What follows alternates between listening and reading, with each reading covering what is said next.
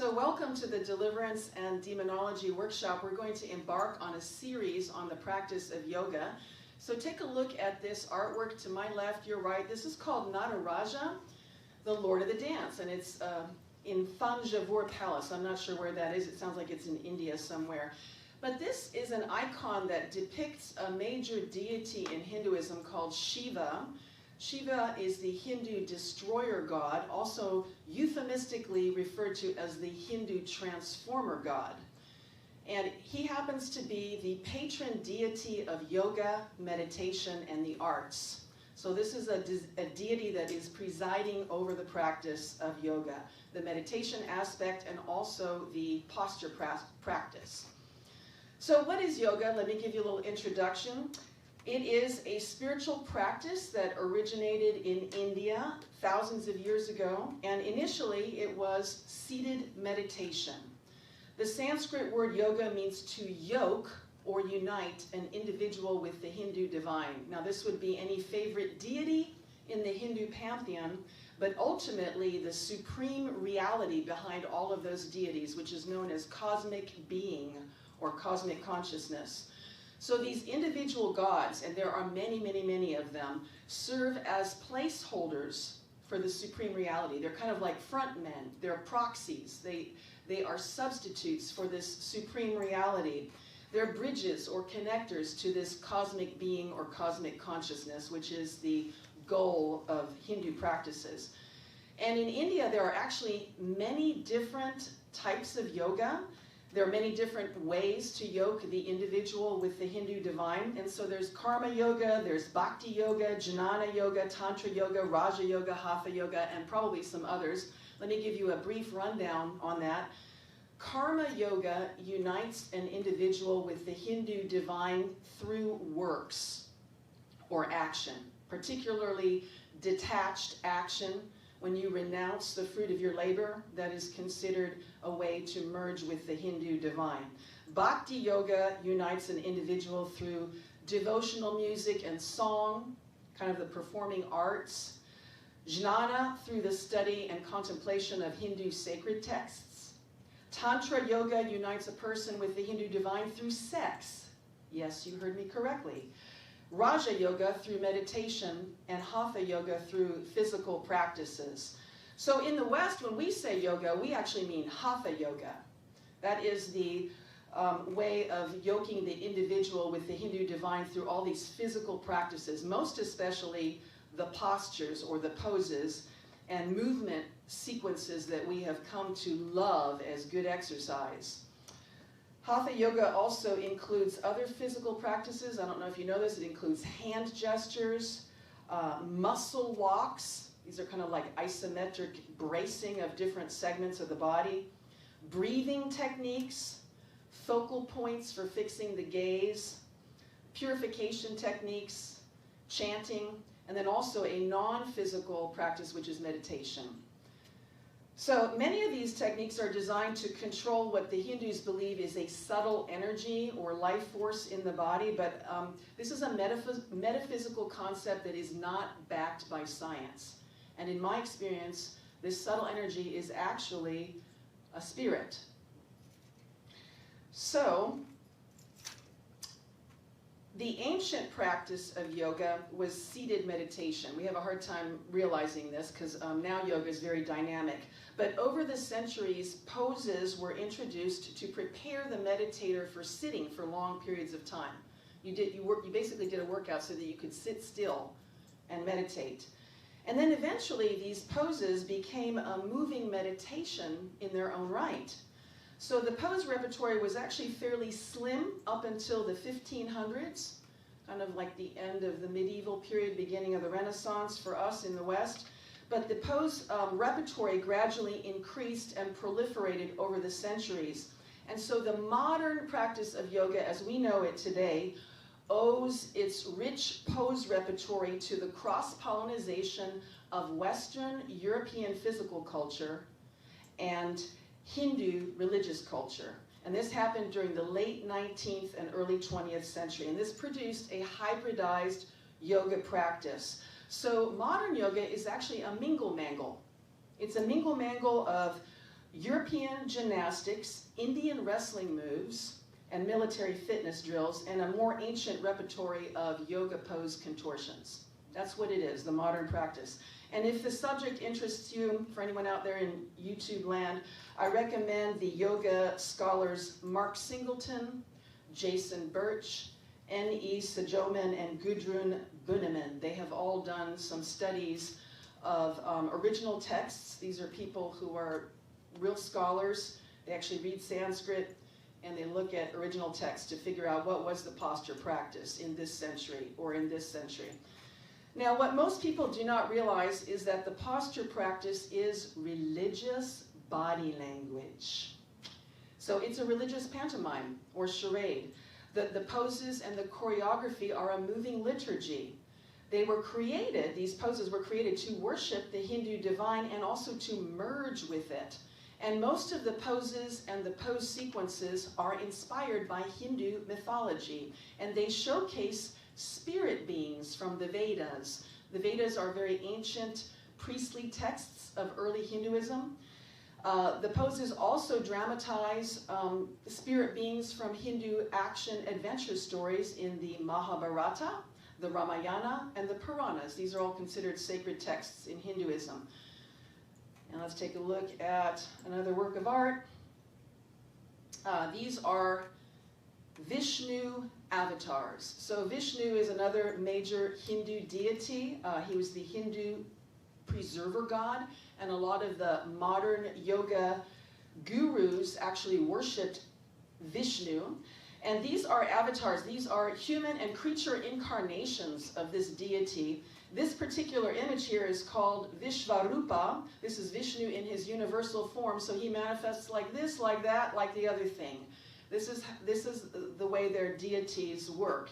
I believe that this artwork is by a man named Naravan Har, so I want to give credit where credit is due. Some of those faces are pretty evil if you look up close. Okay, so the active poses in yoga that pass for therapeutic exercise and a great workout are actually Hindu devotion in motion. They represent action figures from Hindu mythology, and they embody the veneration of those figures. So the poses are named after, shaped like, and dedicated to these Hindu spirit beings. And they represent Hindu gods, avatars, which, as I said, are incarnations of Hindu gods, either human incarnations or creature incarnations. They also represent heroes, sages, mythological creatures, and aspects of creation. So when you strike a pose, you sculpt your body into the shape of a Hindu icon, and you reenact the myth that is associated with that pose. So striking poses is basically icon mimicry and role-playing. You bend your body into different forms that represent Hindu spirit beings, and you mimic and role-play those Hindu spirit beings. So Hatha Yoga is the art of spiritual shape-shifting. The practitioner molds her body into one idol after another idol after another idol to perform a Vedic pageantry. This is kind of like a parade of Hindu icons. As a whole, the posture practice affirms Hindu polytheism. Poly means many, and theism refers to God, so we're talking about many gods. And this is the idea that God is immanent in creation, that God inhabits creation, that all creation is God. Every creature, every created thing is God. So when you do Hatha Yoga, you're actually identifying yourself with Hindu mythology and this religion. Now, let me make it even more real to you. Here is body language. This is a gesture. Nonverbal, okay? What does that mean? This is a lady who's reaching out. What does that mean to you? Somebody? Come here. Come here, darling. Come here. So yoga poses are like this. They're a full body sign language. Okay, it sends welcome messages to the spirit realm, attracting and hosting spirits of Hinduism. So when a person performs yoga, spirits recognize this religious body language, and they respond to the call, they respond to the praise. Just as the body language of flirting or flipping somebody off is going to elicit a response, yoga will also elicit a response from the spirit realm. So yoga is this full body come here signal, this full body I adore signal, and it's also a full body I implore signal. So spirit beings that are honored by the poses, that are named after them and shaped like them and dedicated to them, are going to show up for a performance in their honor. Why wouldn't they? And this is not a surprise. If I call your name in a busy metro, you're going to turn your head and look and see who called me, right? And if I dress up like you and I impersonate you, I'm really going to command your attention. Am I not? If I look like you, I act like you. So yoga is in large part the impersonation and conjuration of these Hindu spirit beings. Now we're going to look at 2 yoga pose series or sequences. One of them is the salutation to the sun, or sun salute, and the other one is the salutation to the moon, or moon salute. These form the centerpiece of the yoga practice, and they are kind of the climax of yoga. They're the most intense part of the workout. They're the part when your heart rate really spikes, your respiratory rate really spikes. And these salutes are structured as a sequence or series of poses. They form kind of a core choreography or format, a framework upon which you can add other poses, kind of like adding flowers onto a garland. If you continue to add flowers onto a garland, or maybe add pearls onto the string of a necklace, this is the idea. You're linking and connecting a whole lot of poses together, and this is the basic foundation. This is the platform or format, these salutations. So the names and the forms of the salute are very meaningful, and we're going to take a look at that. This is a pendant of Surya. So the salutation to the sun, or sun salute, is the English translation of a Sanskrit title for a sequence of poses called Surya Namaskar. Now, what does that mean?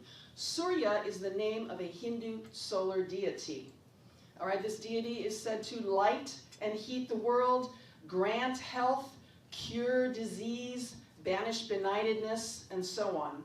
And in Hindu, Surya is both the sun, that would be the star in our solar system, as well as a sun god, both. So Orthodox Hindus will greet, praise, and revere the sun god at sunrise, and this is a time of day that is deemed auspicious for fostering health and warding off sickness. There you have an example of a sun salute. And in the title, that word namaskar is actually a compound word of two other words, nama and kar. Nama means to salute or to bow to, and kar is derived from the word kri, which means to do. So putting namaskar together, that means to bow to pay homage, to do obeisance. And as we know from observing military personnel, a salute is a ceremonious gesture. It's basically a public gesture of honor and respect that a subordinate pays to a superior. So a salute will signal deference on the part of the one who is saluting. It also signals subordination and submission and admiration and esteem for the one who is being saluted. Now, bowing is going to take homage a step further into worship. So bowing implies that the one who receives the bow is not only superior in position and privilege and rank, but also existentially superior in being. So generally, we reserve bowing for God because of this idea that the person to whom we bow is existentially superior to us. But sometimes in some cultures, people bow to other people because their commands are godlike. They can determine life or death. If you have, for example, a dictator, you might wind up bowing to that dictator if you don't know the living God. So Far Eastern cultures, by the way, they bow to one another not just to be polite. I spent about a year in Japan and there was a lot of bowing going on and I bowed back.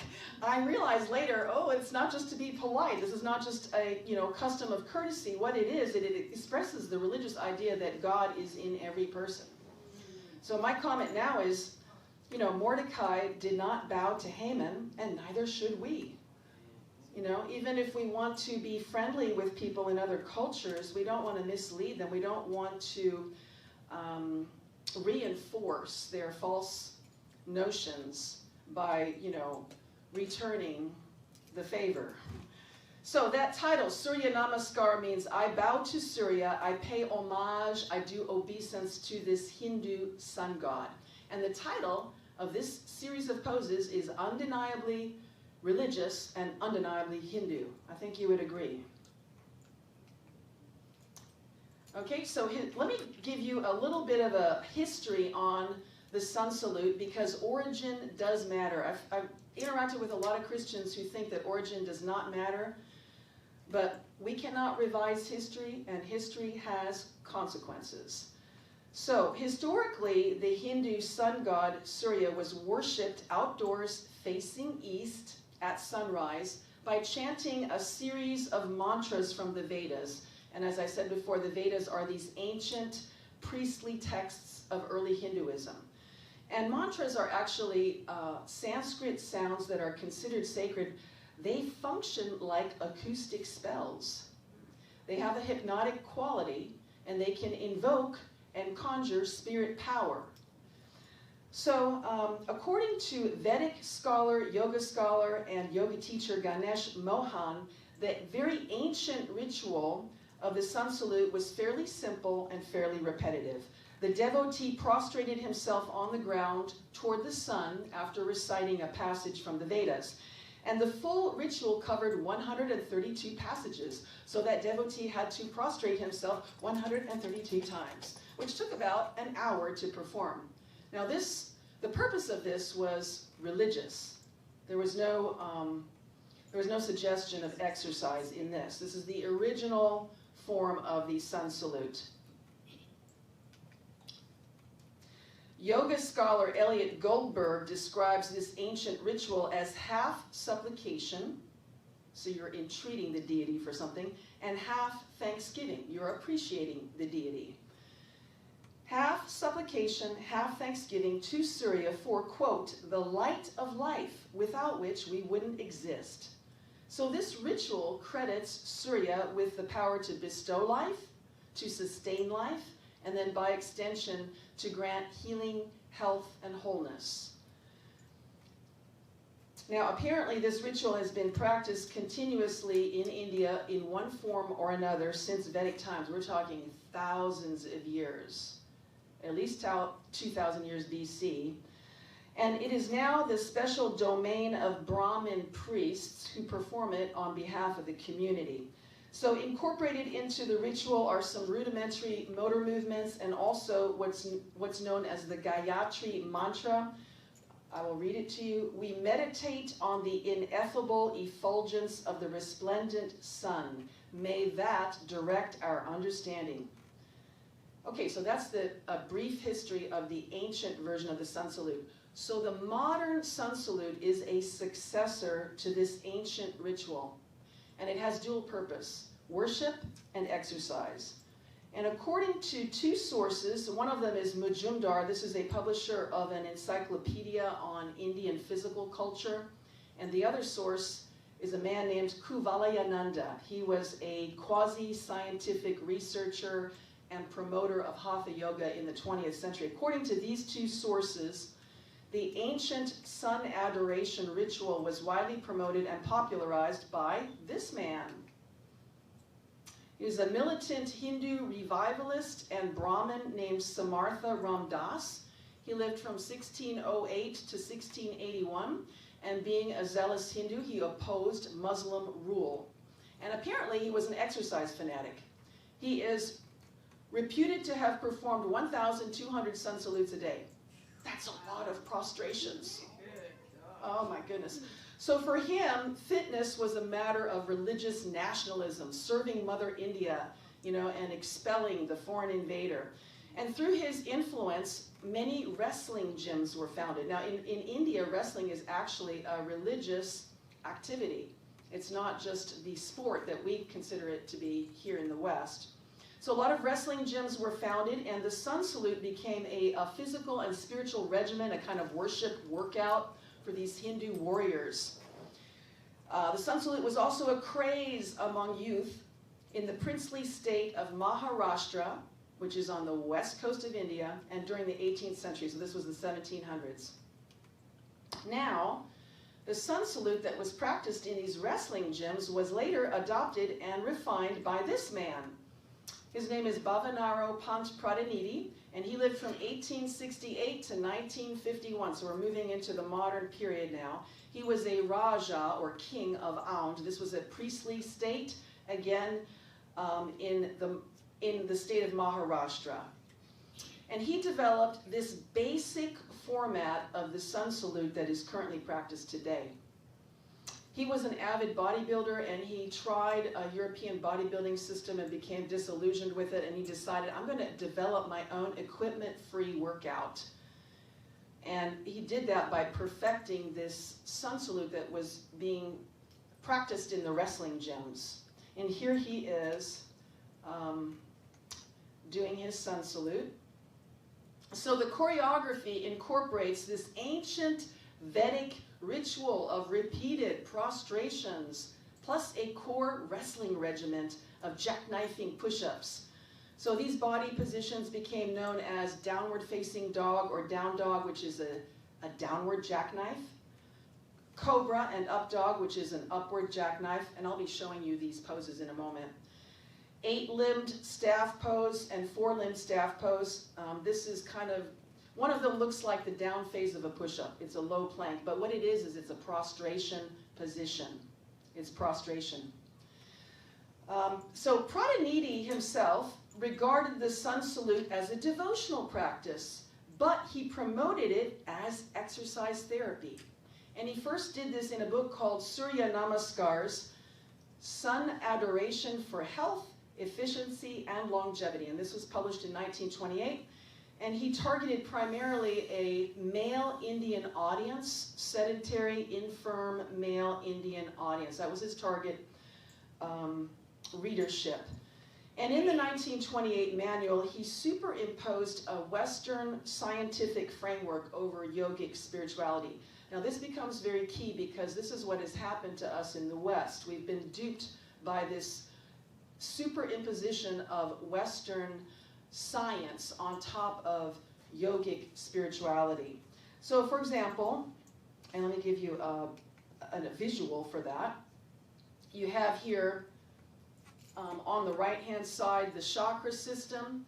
Okay, these are considered subtle energy wheels in the body. They're also considered psychic centers in the body.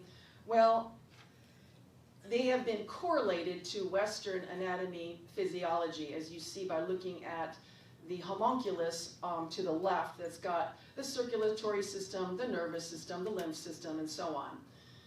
All right, so Pradhanidhi, for example, reinterpreted sun adoration as light therapy, a sun cure. He reinterpreted chanting as sound therapy. He reinterpreted the Hindu concept of prana, which is this universal life force or vital energy. He reinterpreted that as vitality. And he reinterpreted the chakras, which are depicted there in that image, as nerve plexuses. All right? And so this kind of pseudoscientific revisionism of Hindu beliefs and practices was very vogue among Hindus who wanted to legitimize their religion, in the light of science. And it was also very vogue among Hindu apologists who wanted to gain credibility and clout with a Western audience. And they really succeeded in doing so. So this was a brilliant strategy. I think there was an intelligence behind it, beyond human intelligence. All right, now interestingly, a decade later after he published his book, a Western journalist named Louise Morgan updated and revised his manual for a predominantly female English-speaking audience. And it was published as the 10-Point Way to Health, in 1938. Sold really well, remained in print for about 35 years, and it did influence a number of yoga gurus. Okay, so Pradhanidhi's Western editor and ghostwriter Morgan went really overboard to make this sun salute acceptable, intelligible, and appealing to Westerners. She obscured the religious content with all of these rationalizations of Western therapy, and then she ultimately denied the religious nature of the sun salute and forefronted it as a health, fitness, and beauty regimen, which is how it is known today. Now let me give you an example. Specifics, a comparison contrast between his original 1928 manual and her 1938 revision, because this is basically the way yoga has been reinterpreted with a new framework in the West. So in the earlier 1928 manual, Pradhanidhi instructed practitioners to mount a mandala.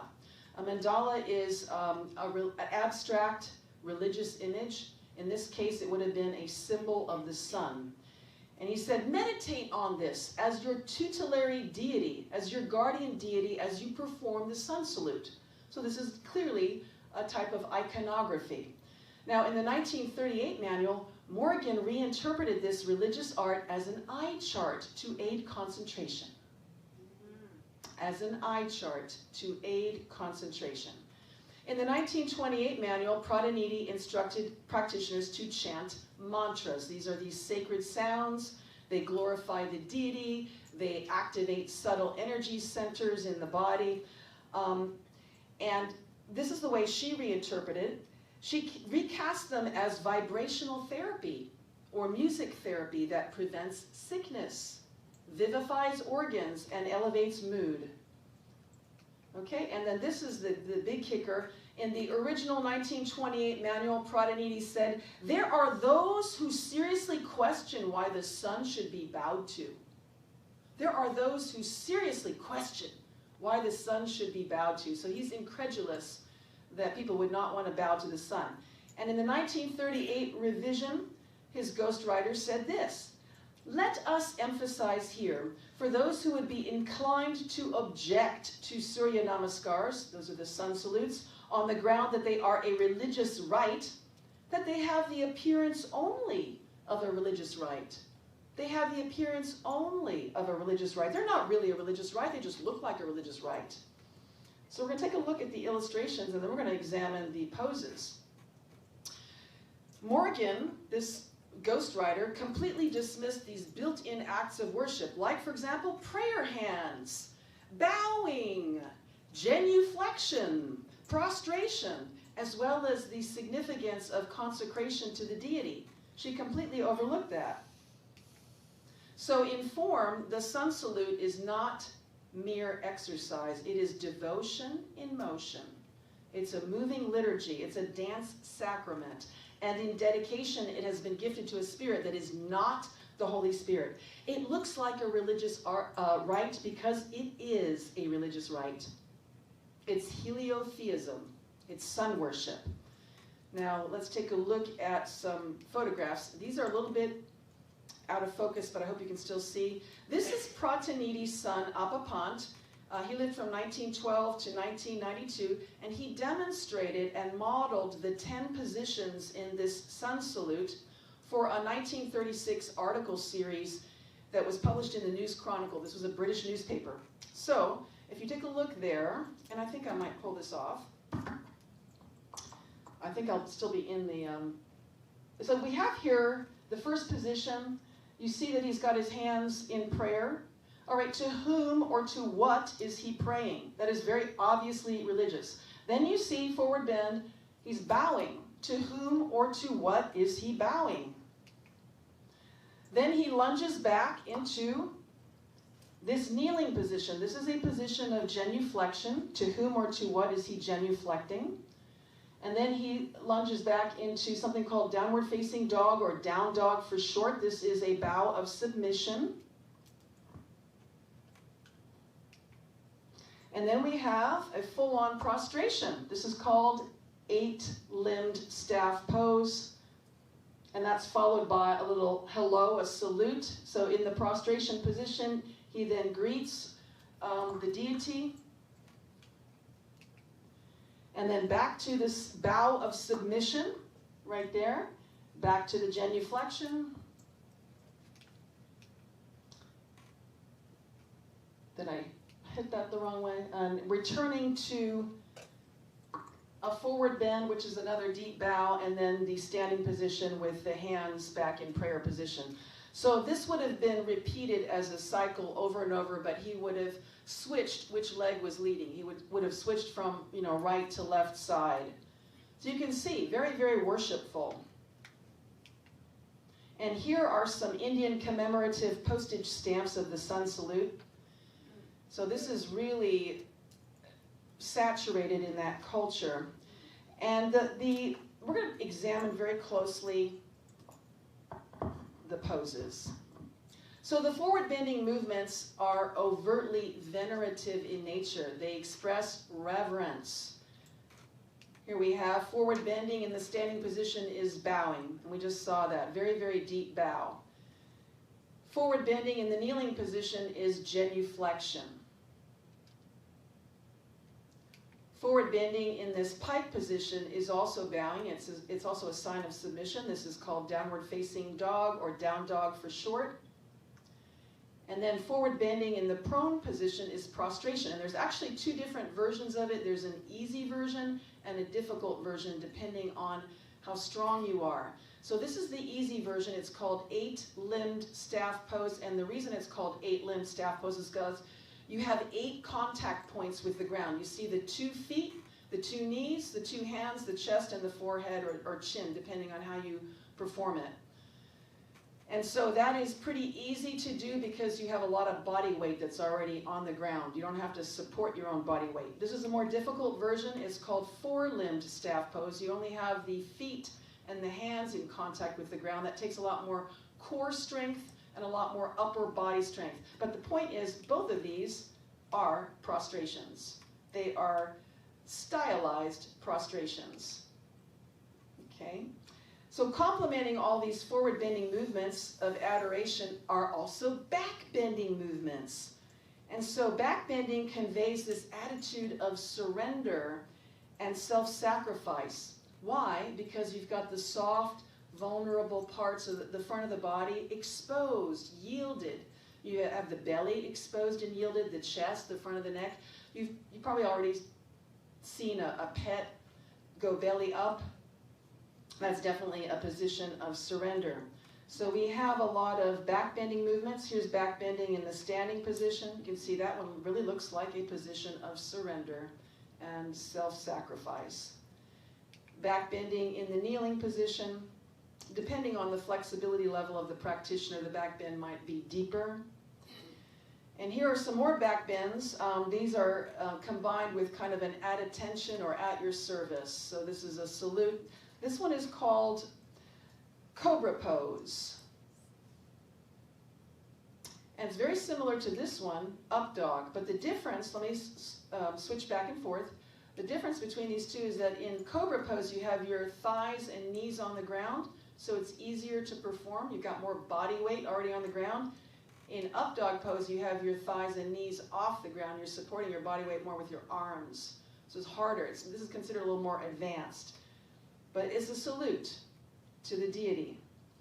All right, in addition to these, we have specific arm movements and hand positions that express devotion, supplication, and spiritual exchange. So giving to the deity and receiving from the deity and inviting the deity to intervene in human affairs. And let's take a look at some of these. So this is, the arms are lifted overhead to petition the deity, and this can either be done with the arms open like this or in prayer position, different types of prayer positions.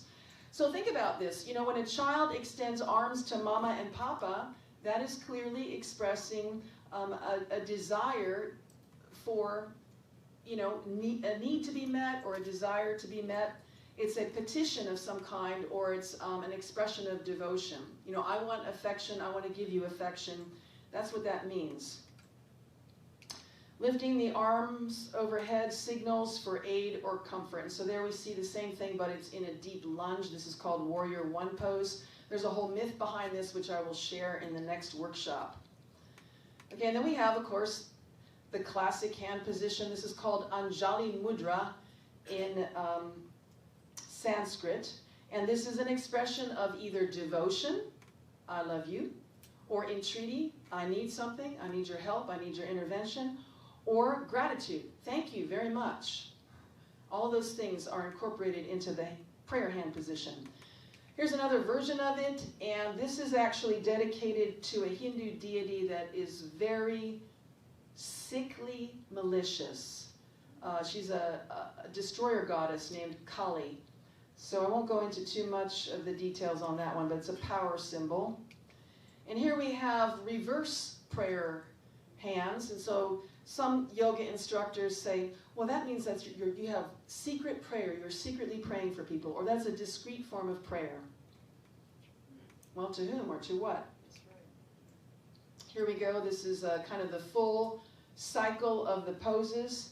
So the sequence of poses is performed repeatedly in a recursive cycle. In the course of one cycle, the practitioner starts in the standing, lies down, and then stands up again. So if you do this over and over, you're going to stand up, lie down, stand up, lie down, stand up, lie down. This mimics the movement of the sun in the sky. Sunrise, sunset. Sunrise, sunset. So all of the movements of ascent are mimicking the sun as it, basically ascends in the sky to its zenith or high point, which would be the sun at noon. And then all of the poses that descend are mimicking the sun as it sets, basically, as it reaches its nadir. So this is very specific sun choreography, as you can see. I hope your eyes are being open to it. The practitioner is embodying the sun. And through this very venerative body language, the practitioner is magnifying the deity that's associated with that salute and recruiting its involvement in her life. So this is a ritual of reverence and request.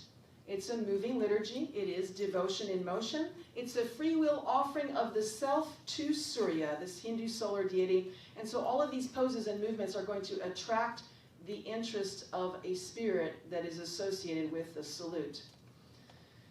Now, Pradhanidhi's sun salute, and we're talking about this basic 10-point series, was adopted by this man, Tirumalai Krishnamacharya, and he lived from 1888 to 1989.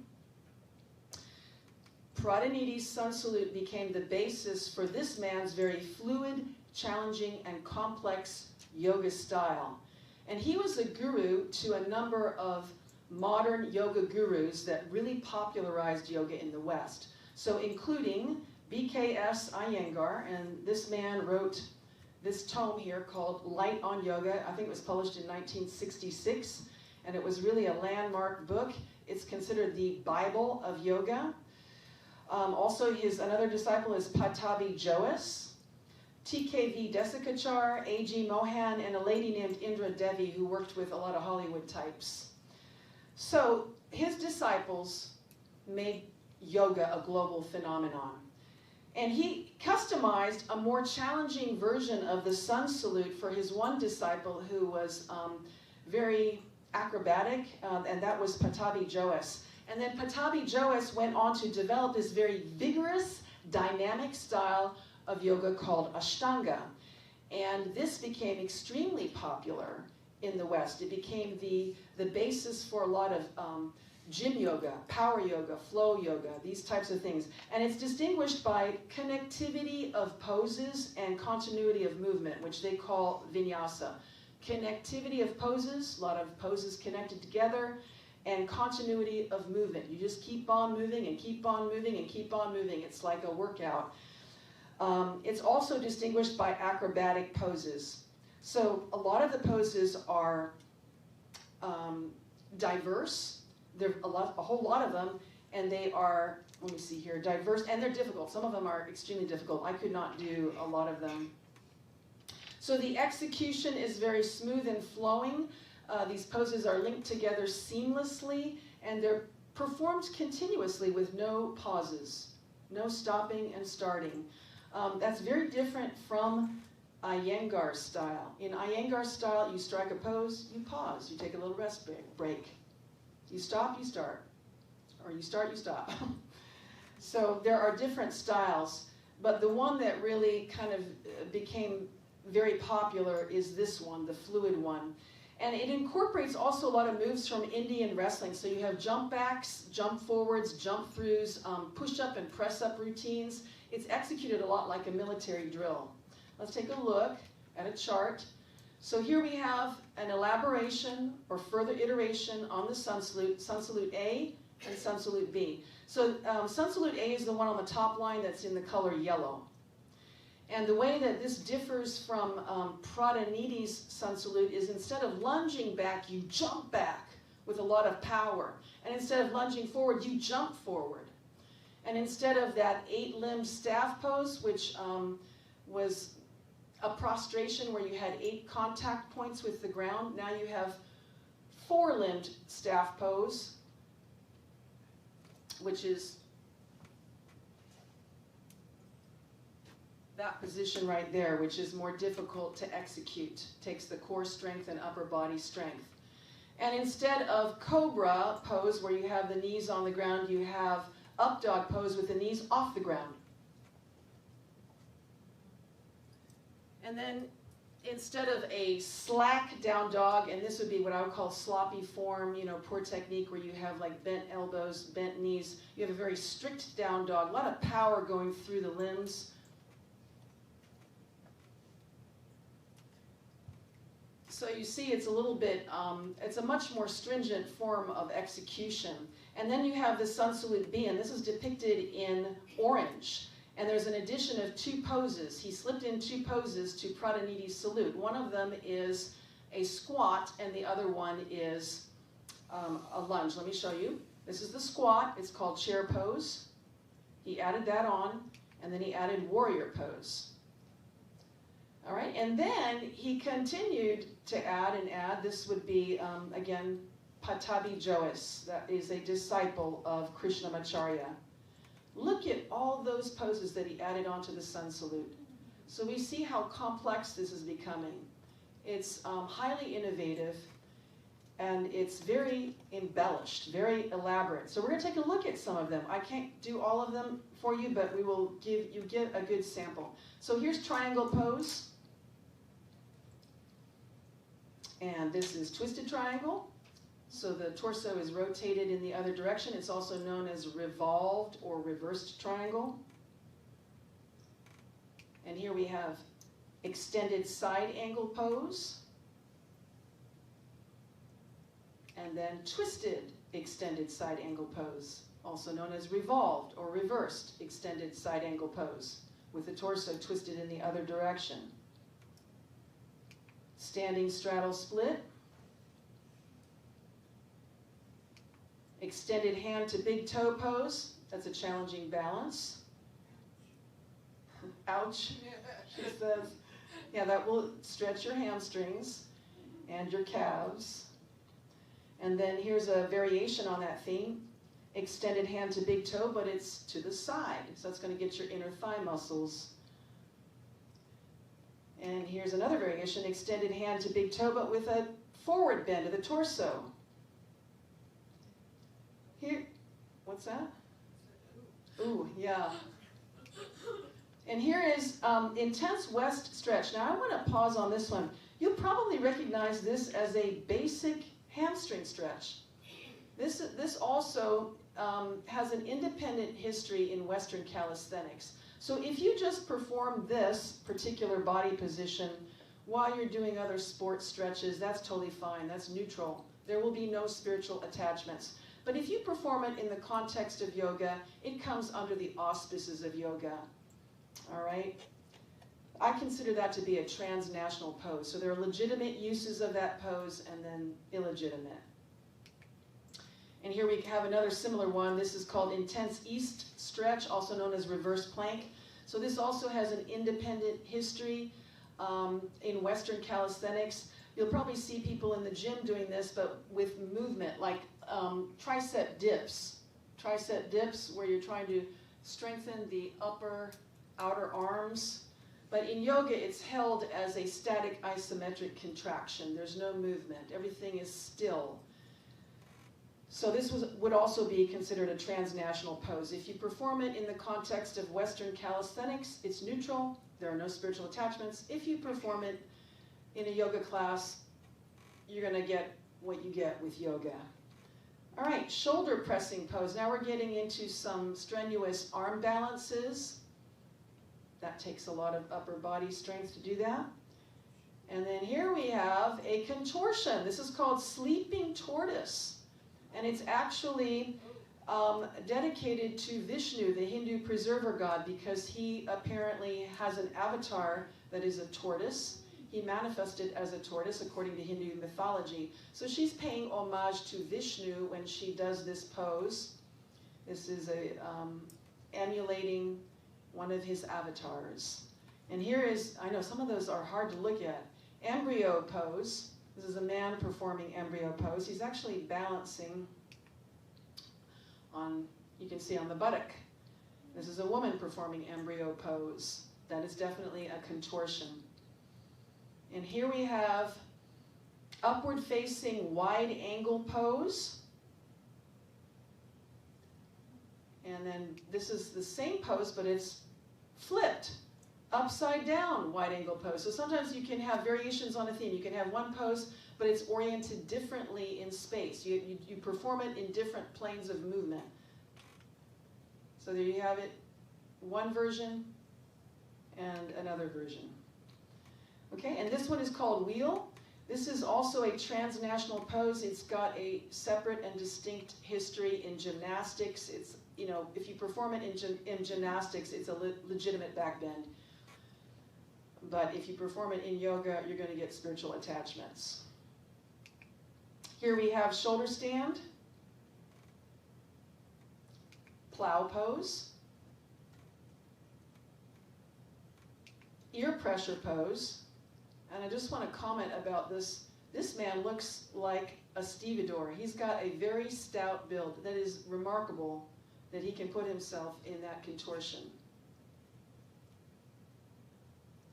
Where did he go? I don't see it anymore. Like his head has disappeared. All right, this is headstand. This is considered the king of all poses in yoga.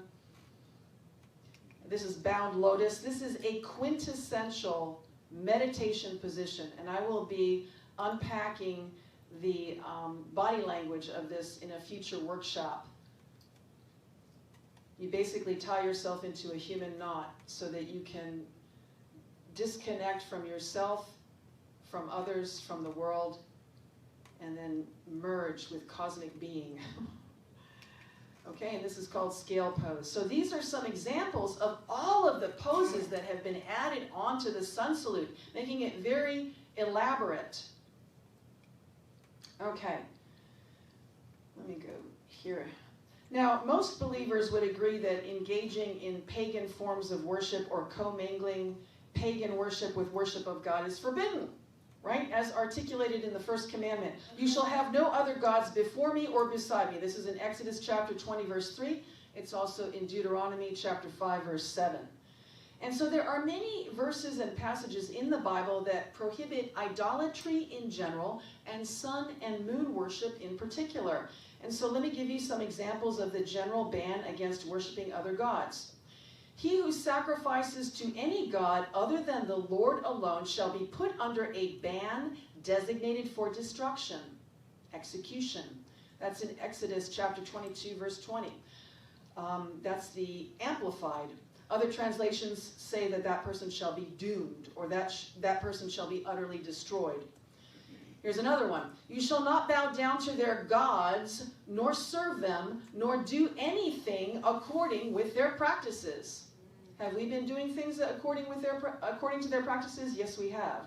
That's Exodus chapter 23, verse 24. For if you serve their gods, it will surely be a snare or a trap to you, resulting in judgment. That's Exodus chapter 23, verse 33.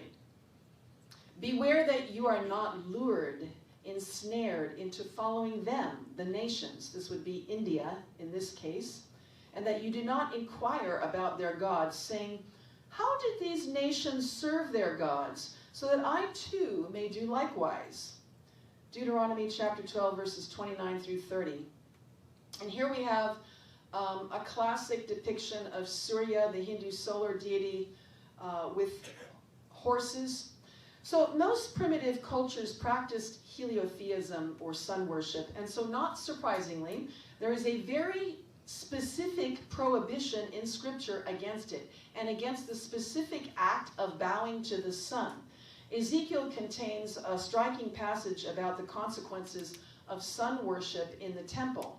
And what happens is God withdraws his presence. He vacates. When we invite other deities, he vacates. So the modern equivalent would be performing the sun salute inside a Jewish synagogue, which is being done, or performing the modern sun salute inside a Christian church, or a cathedral, which is being done. Or for that matter, performing the sun salute in a body that has been dedicated or consecrated to the living God, because we are his temple. Let me read to you from Ezekiel. Furthermore, he, the Lord, said to me, the prophet Ezekiel. Do you have a question? No. Oh, okay. So the Lord said to Ezekiel, Son of man, do you see what they are doing?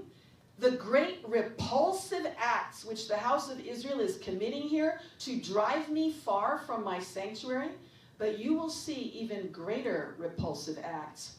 So he brought me to the inner court of the Lord's house, and behold, at the entrance to the temple of the Lord, between the porch and the bronze altar were about 25 men, with their backs to the temple of the Lord and their faces toward the east. And they were bowing down toward the east and worshiping the sun. He said to me, Do you see this, Son of man? Is it too slight a thing for the house of Judah to commit the repulsive acts which they have committed here, that they have filled the land with violence and repeatedly provoked me to anger? That's Ezekiel chapter 8, verse 6, and also verses 16 through 17, and that's the Amplified. Now, that's a solar eclipse, by the way. Pretty awesome image.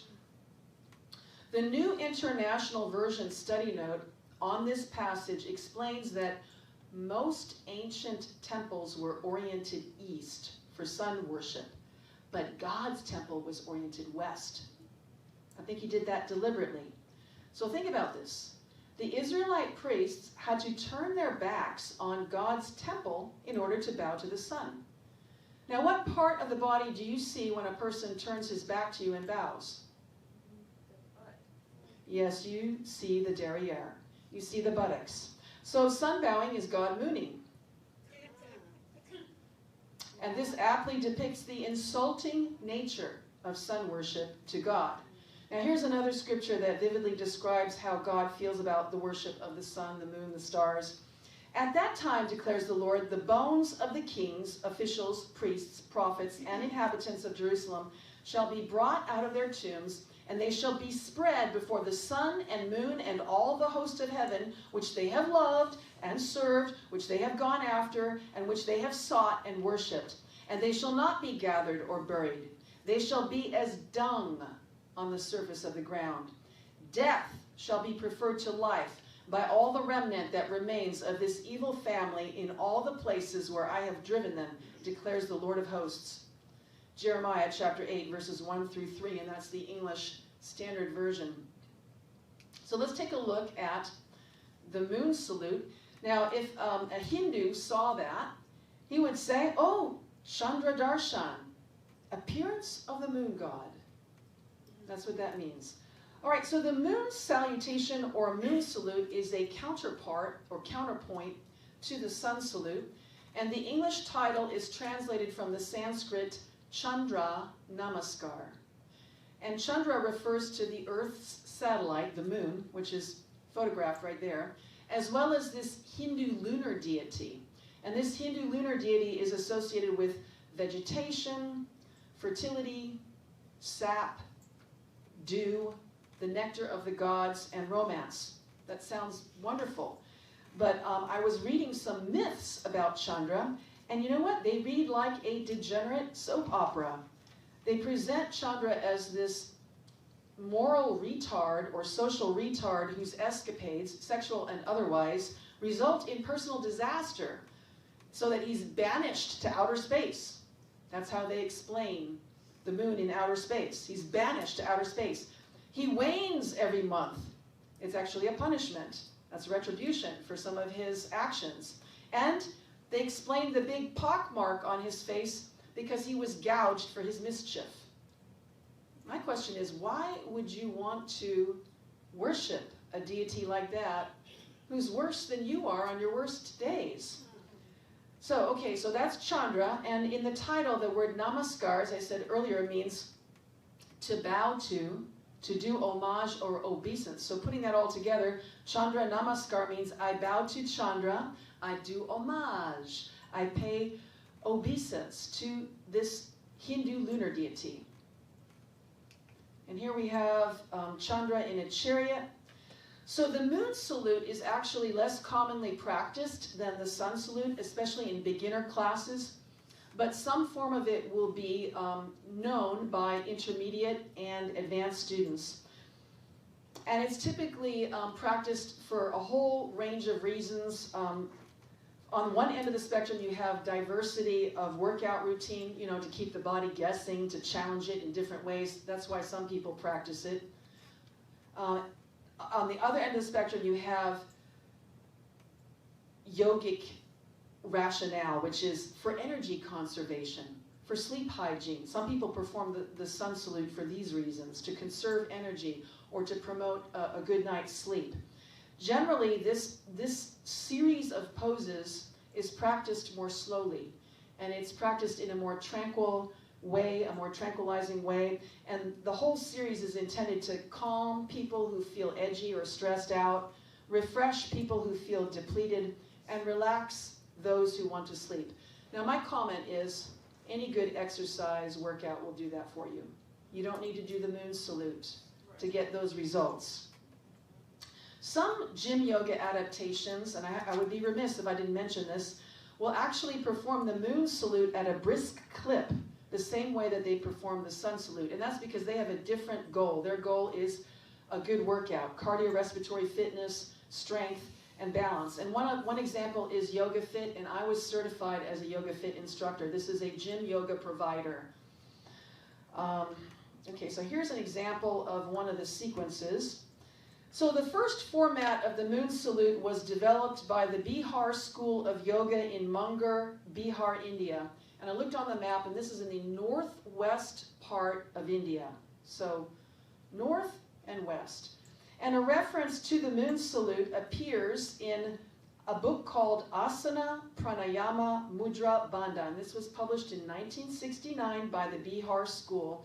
For those of you who are interested, the Bihar School was founded by Satyananda, who was a disciple of Shivananda. So this is within my lifetime. You can see that this sequence of poses is probably the most recent development in yoga. Within my lifetime, within half a century. Now, the Kripalu Center for Yoga and Health in Stockbridge, Massachusetts, developed another variation in the 1980s, and others have developed more. And when I took the Yoga Fit instructor certification program, I got to level 3 instructor certification, and they had a very demanding moon salute, just to let you know. And I want to tell you that when a gym yoga provider offers this, that indicates a high level of saturation in the marketplace. So this has really been popularized in a big way. Now, modern New Age yoga teachers, and I will give an example, a lady named Shiva Ray, who's rather exotic. They will perform the moon salute for esoteric reasons, to balance subtle energies in the body, to counteract or neutralize the solar energy that is fostered by the sun salute. In other words, you don't want to have too much. If you do too many sun salutes, you're going to catabolize yourself. You're going to fry. So you need to counteract that. You need to neutralize that by doing some moon salutes. So the sun salutes are heating, and the moon salutes are cooling. So this is actually based on medieval tantric yoga texts that subscribe to this alchemical philosophy, okay? And that's why some New Agers practice the moon salute, just to let you know. Here's another example of the series. So the series is very similar to the sun salute because it incorporates the forward bending movements that we've discussed, the bowing, the genuflection. It also incorporates back bends that express surrender and self-offering. It also incorporates the prayer hands and the arm movements that express devotion or supplication. So it has all those. What is unique or distinctive about this series is lateral positions and lateral movements. So you have side-oriented poses, side bending, and side shifting movements. And these resemble moon phases, or the transit of the moon through the night sky. So we're going to take a look at some of these. Here we have the ladies in the at-attention stance, but they are adding a side bend of the torso. Now, what phase of the moon do you think that that emulates? What are they mimicking? Crescent moon. You got it. It's a sickle shape. It's an arc with the upper body, so it's mimicking the crescent shape of a moon. Okay, here we have another pose. This is called the goddess squat. So this is a broad, deep, laterally oriented squat, and the arms and the legs are splayed out to the sides. So what does this mimic in terms of a moon phase? What do you think? Yes, ma'am, full moon. It is mimicking the orb or globe shape of full moon. Do you see that circle? She's making a circle with her whole body. Okay? And here we have another practitioner doing a different variation. Now, I do want to say that this body position is shared in common with ballet. There is a ballet position called, well, it's grand plié à la seconde. It's a deep knee bend in second position. So if you're doing it in ballet, it's not going to have spiritual attachments. But if you're doing it in yoga, it has spiritual attachments. Okay? So that's a transnational pose that's got an independent history in the West. All right, let's take a look at another pose that's in the moon salute. This is garland pose. This is another deep, low squat. This one hunkers way down to the ground. What is that mimicking again? What do you think? Yes, it is the full moon again. It's the orb or globe shape of a full moon. You can see it more with this practitioner. Yeah? Does he look like a full moon? Sure does, okay. And here's another pose. This is called half moon pose. Now this is a side-oriented pose, and it's shaped like the fraction of a circle. Do you see that it's kind of a fraction of a circle?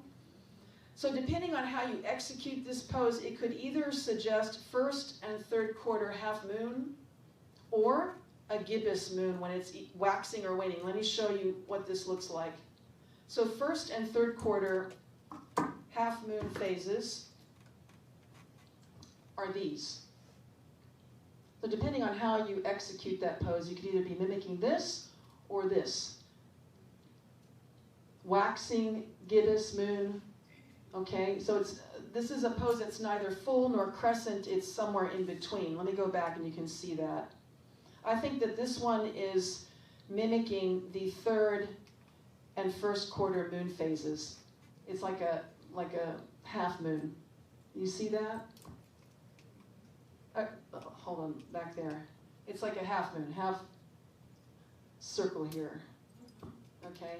And if you perform it differently with the leg higher, I'm sorry, I'm doing it in the wrong direction.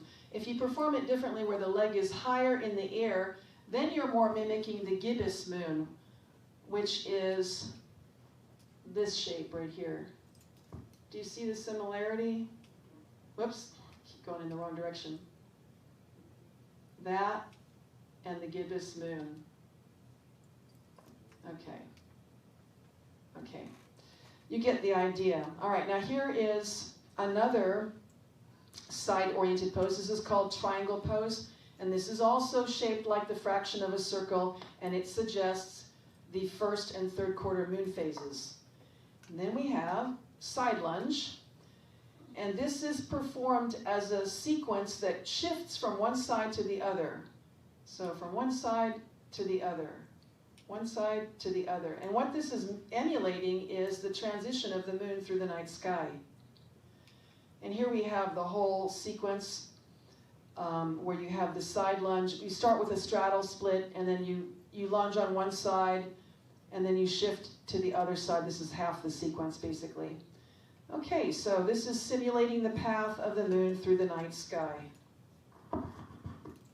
So through all this moon-specific choreography, you see that the practitioner is embodying the moon. What greater honor could you give to a lunar deity than that?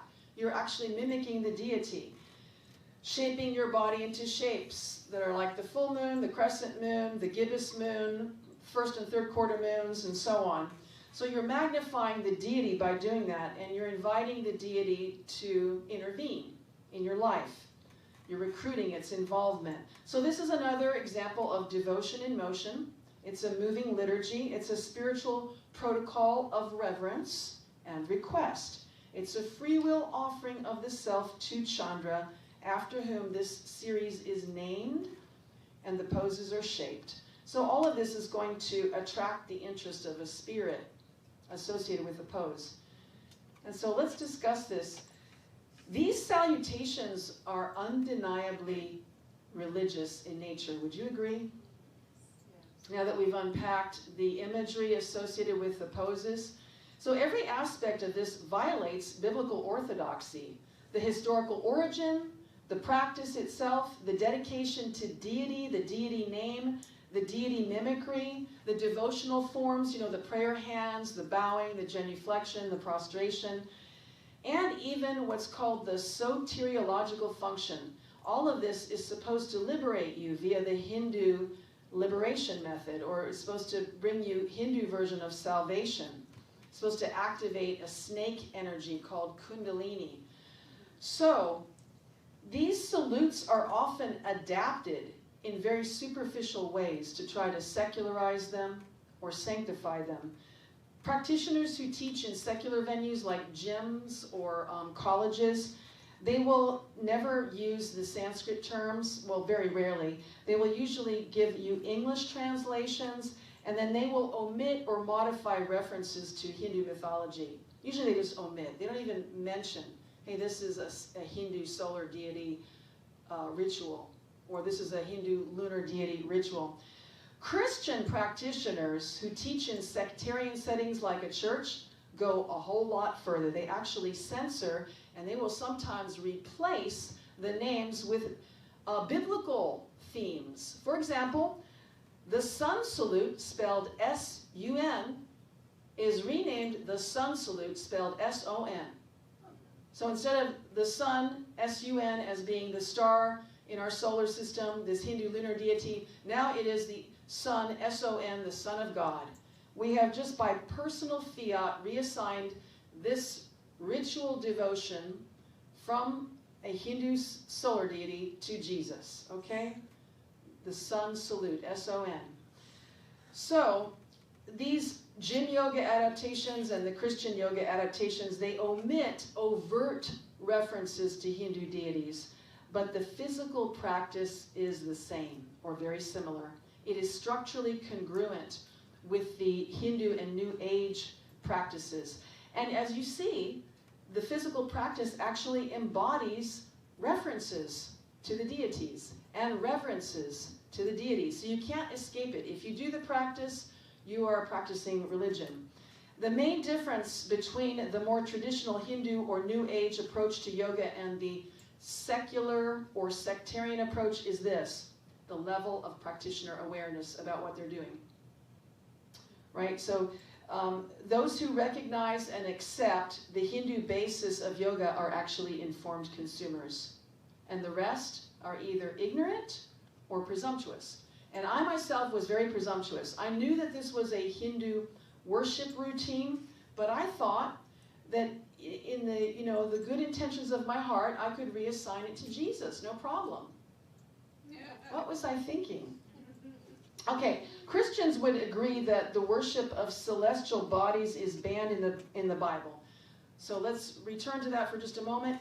Take heed lest you lift your eyes to the heaven, and when you see the sun, the moon, and the stars, all the host of heaven, you feel driven to worship them and serve them, which the Lord your God has given to all the peoples under the whole heaven as a heritage. That's Deuteronomy chapter 4, verse 19. And here's another verse from the book of Job. Now this one is much more personal, and this one is much more poetic. If I have regarded the sun in its radiance, or the moon moving in splendor, so that my heart was secretly enticed, and my hand offered them a kiss of homage, then these also would be sins to be judged, for I would have been unfaithful to God on high. Job chapter 31, verses 26 through 28. Okay, given such prohibitions, how do Christians rationalize and justify performing a ritual to a Hindu deity? There are two major defenses. One is ignorance, and the other one is good intent. So these are subjective standards. First of all, they're not biblical standards. Biblical standards will tell you what is right, what is wrong, true, false, good, evil. This is a subjective standard. And it's very noteworthy that a person who violates a secular law, like a law of the land, will not escape penalty on a plea of ignorance or a plea of good intent. If I violate a United States statute and I wind up in a court in front of a judge, I'm not going to escape judgment on a plea of ignorance or a plea of good intent. I will be punished. All right, so why would violating God's law be any different? His law is higher than man's law. So let's explore this misconception of good intent, because a lot of Christians give this as their reason for engaging in this. And we're going to apply this to that highly relevant Ezekiel passage. This is the one that deplores sun worship and denounces sun worship. Remember that one where the priests were bowing in the temple? Now suppose those Israelite priests intended their bowing to the sun as exercise or as worship of Adonai and not the sun god. So in other words, they're performing the same ritual but for a different self-determined purpose, right? They're repurposing sun worship as physical fitness or therapy, and they're reassigning that ritual to themselves for their own benefit. Or they're repurposing the sun worship as worship of Adonai for his benefit, even though it's in defiance of God's express will as codified in the law. But suppose they've got good intent, and suppose they also have a clear conscience, no misgivings. I didn't have any misgivings when I was doing this. I did not have a guilty conscience. Well, the nature of sin is deception. Why would you have a guilty conscience if you're deceived? Right? So, would their good intent make bowing to the sun an acceptable form of exercise or an acceptable form of worship to the Almighty? You know, they got good intent. Would that make it acceptable? What about their misgivings? Because they lack any misgivings, they don't feel unsettled, they don't feel disquieted, they're not in agony, of mind. Does that prove that God approves of the practice? No, it doesn't prove that God approves of the practice. Would God accept their bowing to the sun as neutral or as worship to himself? What do you think? Doesn't seem like it. No, let me put it more bluntly. Would he relish a bowing protocol that belongs to another God, that points to another God, that magnifies another God as a worthy offering to himself? No, he wouldn't. And I don't think he would alter his covenantal exclusivity, and he would not adjust his standard of holiness to accommodate them. He wouldn't say this, well, you Israelites, all right then, since you really mean nothing by that sun salute and moon salute, but muscle toning and fat burning and physical therapy, I'll accept your sun bow. I'll accept your moon bow. And since you really have me in mind and not these Hindu solar and lunar deities, I'll accept your sun bow. I'll accept your moon bow. Your intent, your good intent to steward your own health, look good, stay fit, and reassign this worship to me is what really counts. Not the pagan ritual, not my laws against it. So, if I can use a crass analogy, but it's very apropos, this is like a husband or a wife who has sex outside marriage and then says to the spouse, when I have sex with that other person, it's neutral. I don't mean anything by it. That's the same as this argument. Well, this is just secular. This is just exercise. I don't mean anything by it, God. Or when I have sex with that other person, I'm thinking of you the whole time. You're the one who's really in my heart.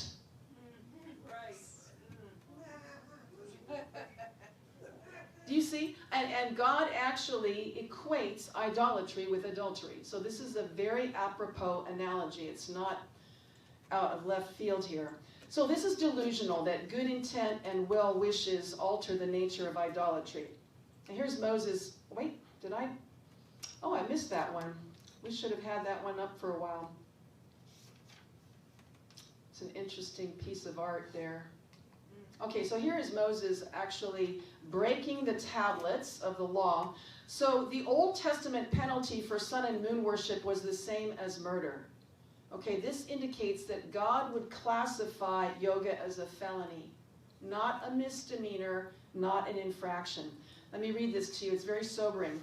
If there is discovered among you within any of your cities which the Lord your God is giving you, a man or a woman who does evil in the sight of the Lord your God by transgressing his covenant, and has gone and served other gods and worshipped them, or the sun, or the moon, or any of the heavenly host, doing these things which I have commanded not to do, and you hear, and you thoroughly investigate, and confirm beyond a doubt that the charges are true, then you shall bring that man or that woman who has done this evil thing to the gates of your city, and you shall stone the man or the woman to death on the evidence of 2 or 3 witnesses. The hand of the witnesses shall be the first against him to put him to death, and afterward the hand of all the people.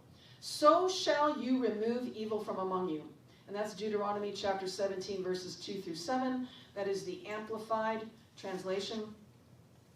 So the Old Testament sentence of capital punishment for sun and moon worship was admonitory. All right, it reveals something about God. It reveals his standard of holiness, his estimation of sin, his classification of certain kinds of sins, his handling of sin. So God may be forbearing about our ignorance or our error or our presumption, but he's still holy, and his standard is holiness. So these modern rationalizations or justifications of fitness, physical therapy, and reassigned Abrahamic worship do not convert the sun and moon worship into a legitimate practice, all right? Giving the sun and the moon adorations a superficial makeover does not legitimize them.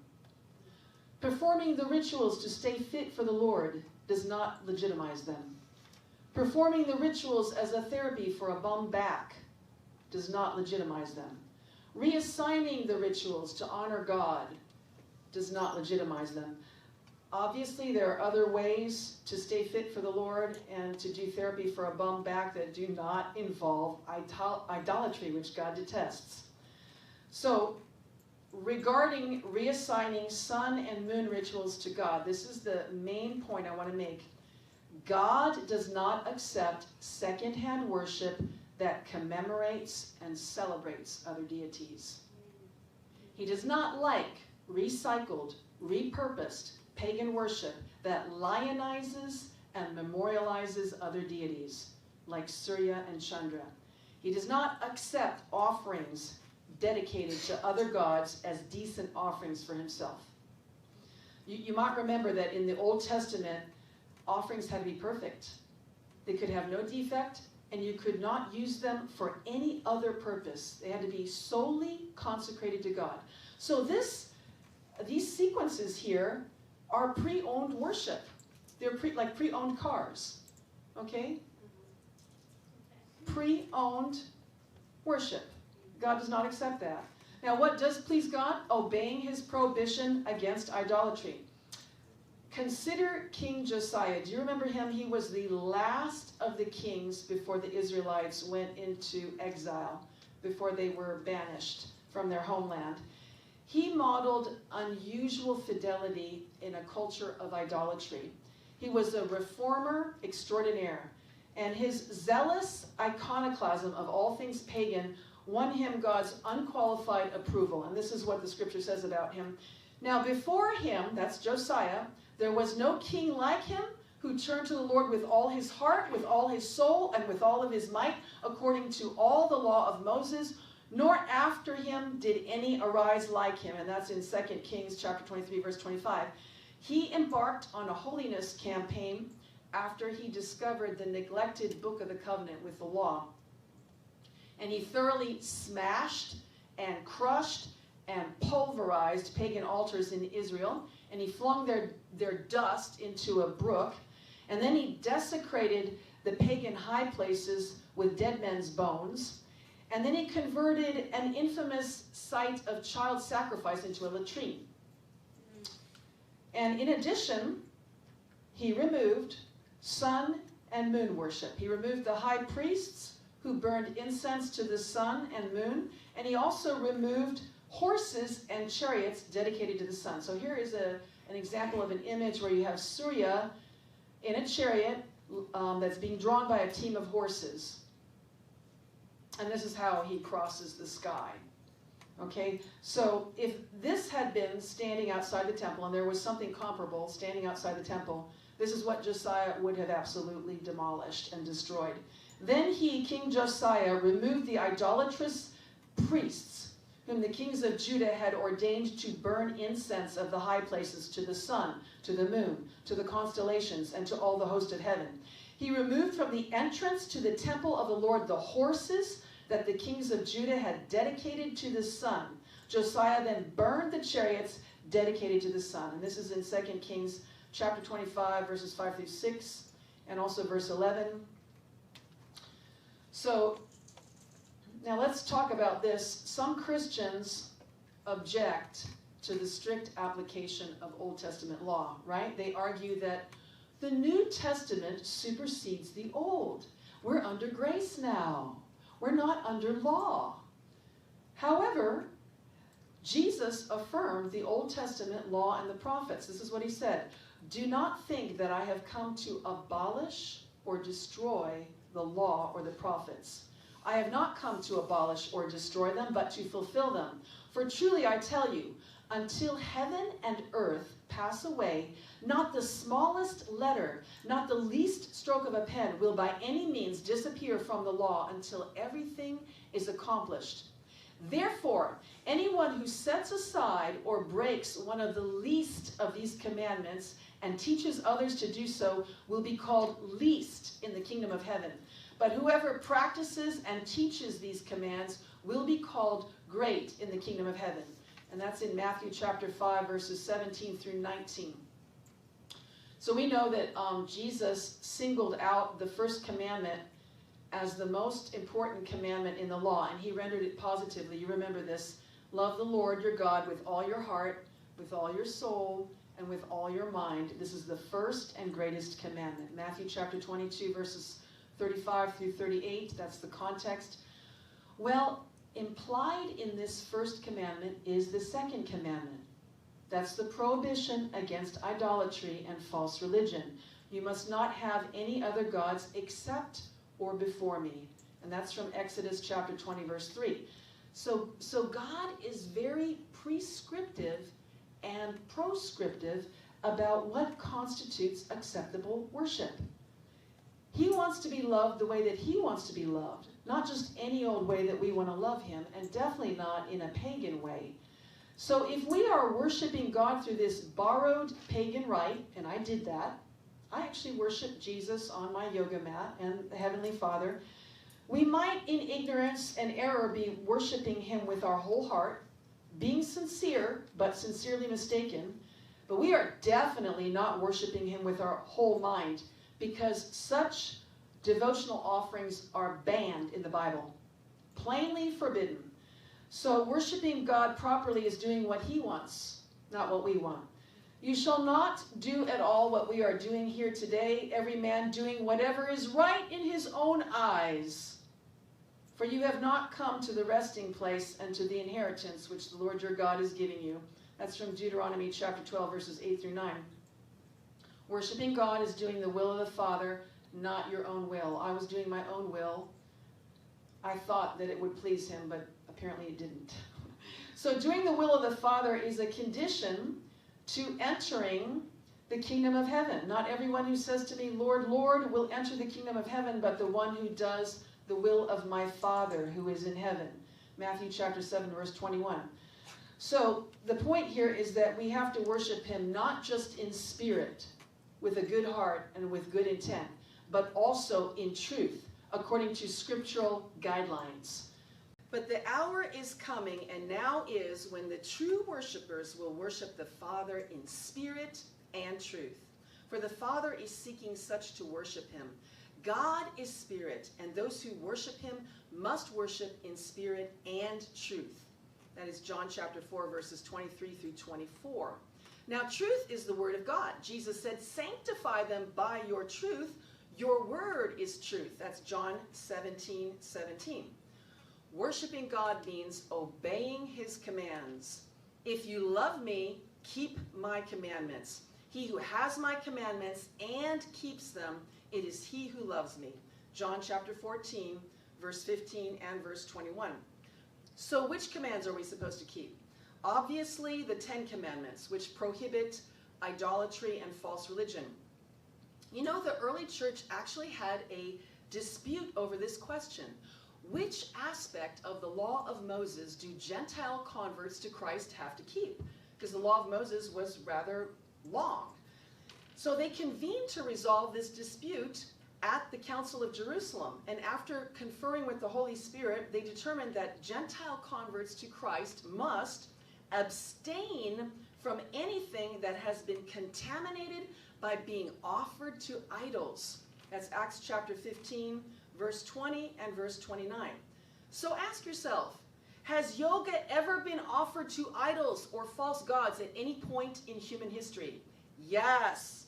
It has been offered to Shiva, Vishnu, Hanuman, Ganesh, and Brahman, just to name a few. Has the sun salute ever been offered to idols at any point in human history?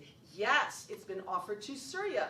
Has the moon salute ever been offered to idols at any point in human history? Yes, it has been offered to Chandra. Are these practices still being offered to idols even now? Yes. According to the Holy Spirit and the book of Acts, a Christian must refrain from these practices because of their association with paganism. Abstain from things offered to idols. If you keep yourselves from these, you will do well. Acts chapter 15, verse 29. Well, conversely, if you do not abstain, you will not do well. Now, I want to address a possible argument because of some translations of the scriptures. Some translations render this abstain from food offered to idols. Well, it's not just food that God is concerned about. It's anything and everything that you could offer or sacrifice to idols. So God's not just interested in your boycotting dinner parties to statues. This involves more than boycotting dinner parties to statues. The word food is used figuratively in this sense. Jesus used the word figuratively, that word food. He said, my flesh is food indeed, my blood is drink indeed. He who eats my flesh and drinks my blood has eternal life, and after this I will raise him up at the last day. So he's using the word food figuratively there. He's not talking about cannibalism. He also uses the word food figuratively when he says, my food is to do the will of him who sent me. So even so, if you have that translation that says abstain from food offered to idols, this is figurative language. Yes, it includes food offered to idols, but it includes a whole lot more. All right, a plague of darkness. So this illustration here shows the plague of darkness in Egypt. So God judged sun worship in Egypt by sending a plague of darkness that could be felt. And this plague of darkness was exemplary. It was an example of God's judgment against sun worship for all time. Similarly, God judged moon worship at Jericho through the Israelite conquest of the city. Did you know that? I didn't know that until I read the New International Version Bible study notes for Joshua chapter 6. The notes say that the name Jericho means moon city. So the city was most likely a worship center for a lunar deity. Most likely there was a moon god that was the patron deity of that city, which made the conquest and destruction of Jericho a judgment against moon god worship. Well, these judgments, which are exemplary, foreshadow future judgments. At the end of the age, all creation, including celestial bodies that are worshipped knowingly or unknowingly for supernatural power, as in yoga, or supernatural knowledge, as in astrology, will be in distress. Immediately after the tribulation of those days, the sun will be darkened, and the moon will not give its light. The stars will fall from the sky, and the powers of the heavens will be shaken. Matthew chapter 24, verse 29.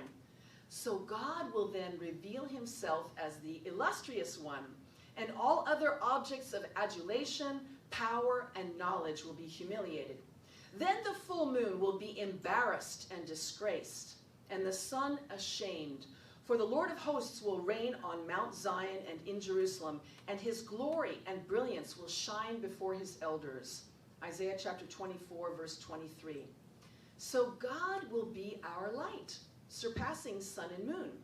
The sun will no longer be your light by day, nor shall the bright glow of the moon give light to you, but the Lord will be an everlasting light for you, and your God will be your glory and your splendor.